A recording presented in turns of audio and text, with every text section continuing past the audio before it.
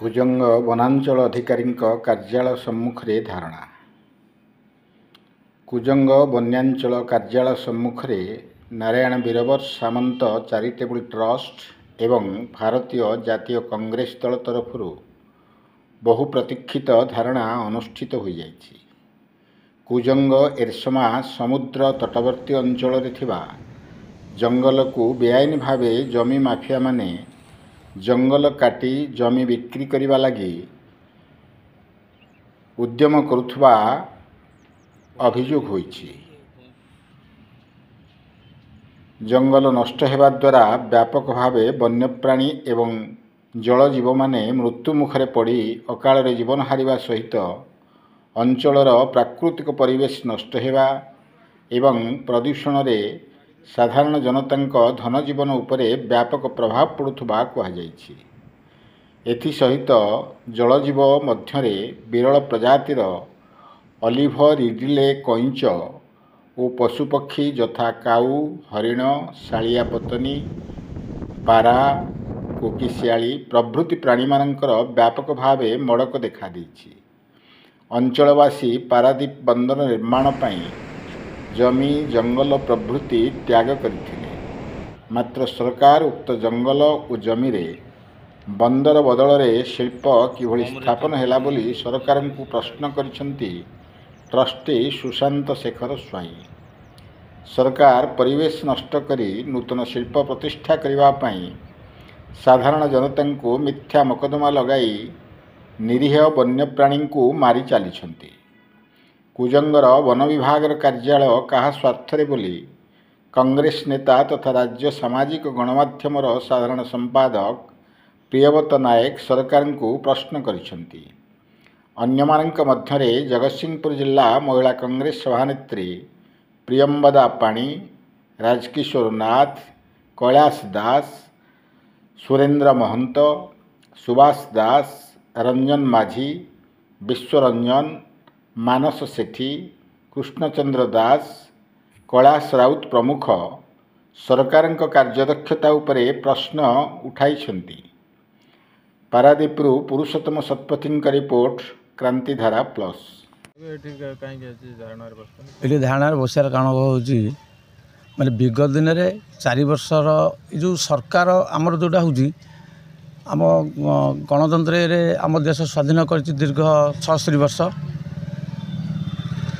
76 ବର୍ଷରେ ଆମର ଶାସ୍ତ୍ରୀଜୀଙ୍କର ଯେଉଁଟା ଥିଲା ଜୟ କିଷାନ ଜୟ ଯବାନ, କିନ୍ତୁ ଆଜି କିଷାନ ଆଜି କେଉଁ ଅବସ୍ଥାରେ ଗତି କରୁଛି, ମୁଁ ଦିଲ୍ଲୀ ପଲ୍ୟୁସନ୍ କଥା ହେଉ କି ଭୁବନେଶ୍ୱର ପଲ୍ୟୁସନ୍ କଥା ହେଉ, ଗ୍ରାଉଣ୍ଡରେ ଆଜି ଯେଉଁ ପାରାଦୀପ ପଲ୍ୟୁସନ୍ ଅଛି, କିନ୍ତୁ ମୁଖ୍ୟ ହେଉଛି ଆମର ଆକ୍ଚୁଆଲି ପଲ୍ୟୁସନ୍ ଦ୍ୱାରା ଦେଶର ବିକାଶ। ପଲ୍ୟୁସନ୍ ସୁଧାର ହେଲେ ନିଶ୍ଚିନ୍ତ ଦେଶର ଏ ଯେଉଁ ଯୋଜନା କାଢ଼ିଆ ରାତି ପାଇଲେ ଗଣ୍ଡା ଦିଅଣ୍ଡା କି ଲୋକଙ୍କୁ ଭଳେଇକା ମଦ ମାଂସ ଟଙ୍କା ଏଗୁଡ଼ା ଆକ୍ଚୁଆଲି ସବୁ ଫ୍ରଡ୍ ଯୋଜନା। ନିଶ୍ଚିନ୍ତ ଯଦି ମାନେ ଏ ଯେଉଁ ପଲ୍ୟୁସନ୍ଟା ସୁଧାର ଆସିବ ନିଶ୍ଚିନ୍ତ ଲୋକଙ୍କର ବିକାଶ ହେବ।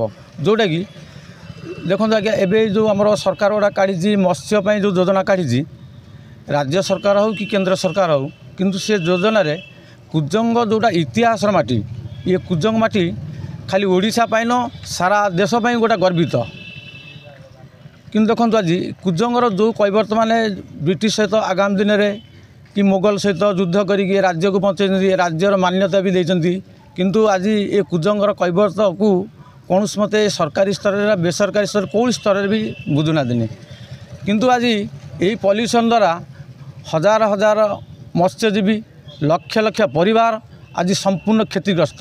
ଯେଉଁଟାକି ପଲ୍ୟୁସନ୍ ଦ୍ୱାରା ଆମର ଶାସ୍ତ୍ରୀ ଯେଉଁଟା ଥିଲା ପଲ୍ୟୁସନ୍ ଦ୍ୱାରା ଲୋକ ଆଜି ଏମିତିକି ବିଭିନ୍ନ ସ୍ତରରେ ପିଲା କତୁରୁ ବୟସ୍କ ଲୋକ ଆଗେ ଆଖି ବି ଖରାପ ହେଉଛି, ବିଭିନ୍ନ ଏମିତି ହେଉଛି କି ଯେଉଁଟା ଆମେ ରୋଜଗାର କରିଥାନ୍ତୁ ଆମର 57 କିତା ନଦୀ 24,600 କେତେ ଏକର ସମ୍ପତ୍ତି ଯେଉଁଟା ଓଡ଼ିଶାର କହିବାକୁ ଗଲେ ମୁଖ୍ୟ ଗୋଟା ପ୍ରୋଜେକ୍ଟ, ଯେଉଁଟାକି ଆମକୁ ରାଜା ଦେଇଥିଲେ, ଆଜି ସେ ପ୍ରୋଜେକ୍ଟ ସରକାର ତାକୁ ଲୁଟିବାରେ ଲାଗିଛି।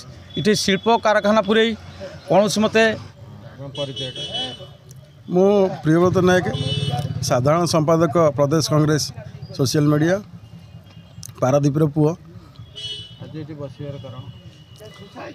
आपण मैंने विगत अनेक दिन ठार देखी आसुवे जो भाव में जटाधार जंगल हरिण मृत्यु चली जो भाव में काऊ मड़क पड़ुची जो भाव में बाराहा एपटे समुद्र कूल कईंच मले तो ये गोटे सतर्क घंटी आम प्रत्येक थर हरिणटी मरीगले आम सरकार को जनाऊँ कहीं मरला कौन पर मरला तार रिपोर्ट देवाई कहूँ आमठू किसी जब सहयोग थी आम सहयोग करूँ किंतु सरकार साजिंट निदा विष्णु से हरिण मरले।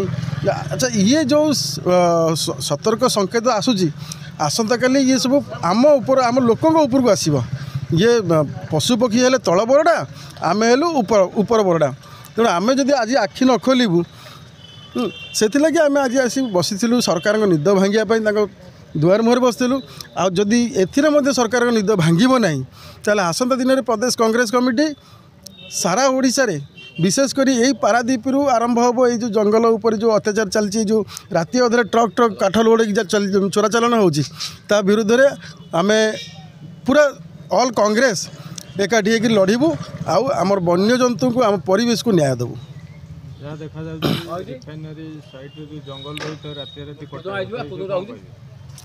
से रिफाइनारी कटरे जो जंगल रोचे राति राति कटा होठिकार सचेतन युवक मैंने बारंबार बारंबार सरकार को पुलिस प्रशासन को जनाऊा सत्य जे एमती लगुच या तो प्रशासन शोई रही या तो किसी मिलित उद्योग चली लोक कौन जाकि क्या सहित मराणा करेंगे से किंतु वर्तमान कांग्रेस यार संपूर्ण प्रतिवाद कर युव कांग्रेस आम छात्र कांग्रेस रास्ता रास्ता जगिकी जो चोरा काठ चालाण ताको बंद करेंगे।